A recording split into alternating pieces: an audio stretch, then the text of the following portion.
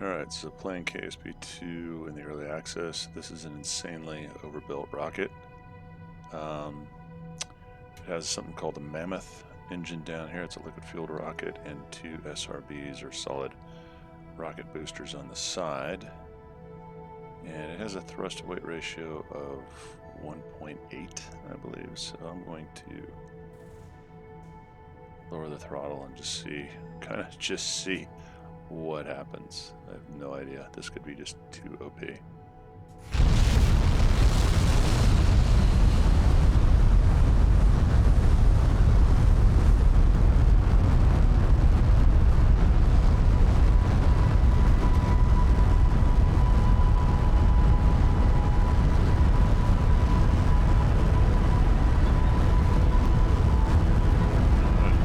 See if I can't force it into a gravity turn.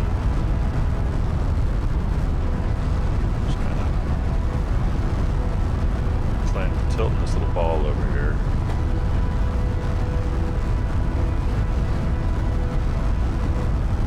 Just kind of try to stay on the edge of having it tilt over.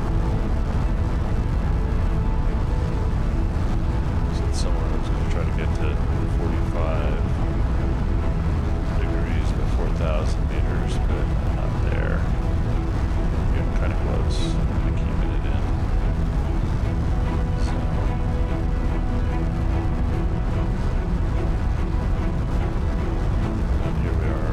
Almost to 45 degrees at 7,000 meters. What a gravity turn does is you're actually, the way you get to orbit is you go sideways so fast that you're too fast to hit the planet. And you let the gravity kind of pull you sideways because the rocket's pushing you up. You know, let gravity pull you sideways.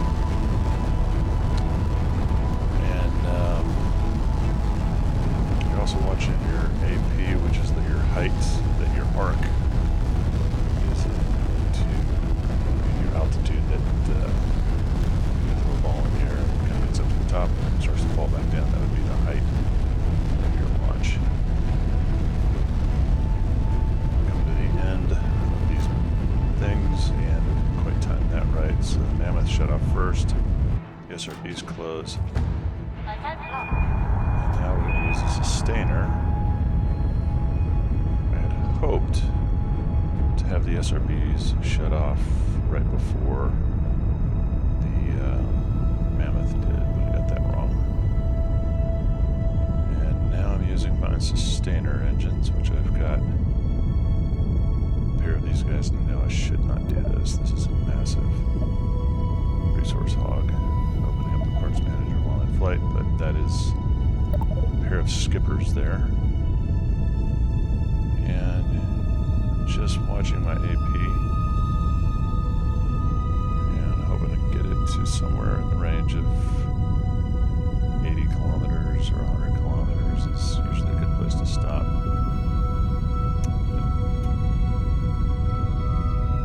See, the craft is kind of oriented sideways now, so we're flying very much sideways. Be a little iffy whether I can get to an 80 kilometer AP apoapsis on this run. I've been playing with trying to use sustainers because it's just something to do.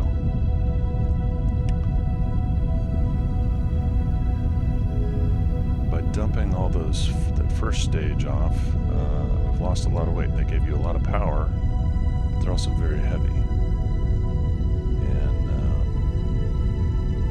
This craft is much lighter than it used to be. Of course, these two engines weren't strong enough to lift all this by themselves, but given the boost by those two things, it's enough to get us up here. This game is just so pretty.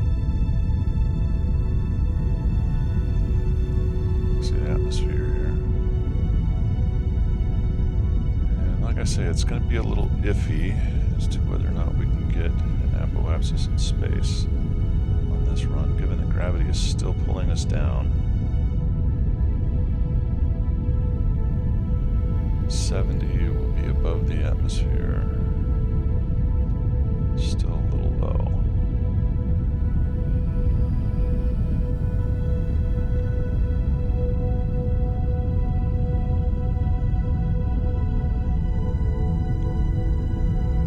nice there. You get to see the moon with the limb of Kerbin.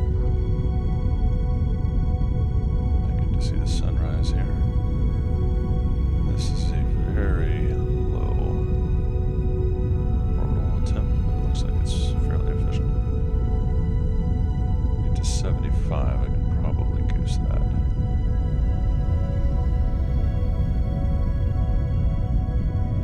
Oh, and I'm only at 60. Ah! Look at that. I was an idiot. I never adjusted my my throttle. We'd have been there by now if I'd have done that earlier. Now look at the numbers. That's what happens when you're talking and not paying attention. Alright, so AP of 105. So now what you do is you come over here to where you're... Got too much stuff showing up in here. There we go. Here's my AP. Hell, I may have just flown straight to orbit. I did. Flew straight to orbit. So I have an AP of... This, by the way, is your apoapsis. This is your periapsis. That's the lowest point in my orbit, and I have managed to get an apoapsis of 105. So to circularize this, I come over here and I create a maneuver plan. And then I just pull prograde, and then that's going to change my periapsis numbers. And you can see that there's a new track. This orange track is, it's not the one I want. I want the orange track. Where did you go? I want the one on the orange. There we go. Let's hope it's this one. There we go. Get that to stay up as we come over here. Pull this so you can watch the plan. Change the periapsis. If I can get that up to about 100, we should be good.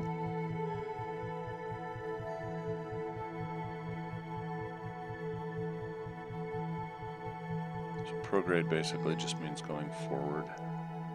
That's what all these little symbols mean. Normal, anti-normal, prograde, retrograde, backwards. And so then I set this to the target, which means that my ship has to turn itself.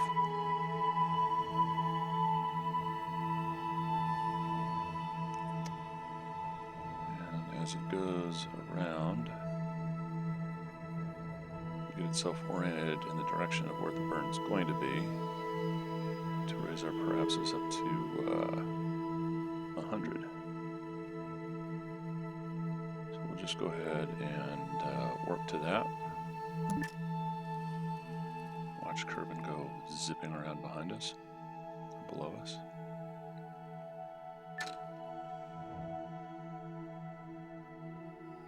Chance to look around. Looks like it's about noon on Kerbin.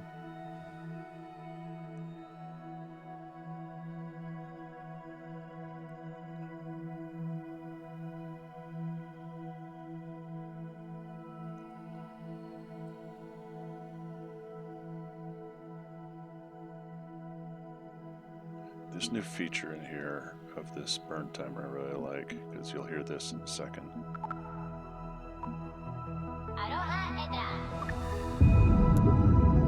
I'll just do a little burn,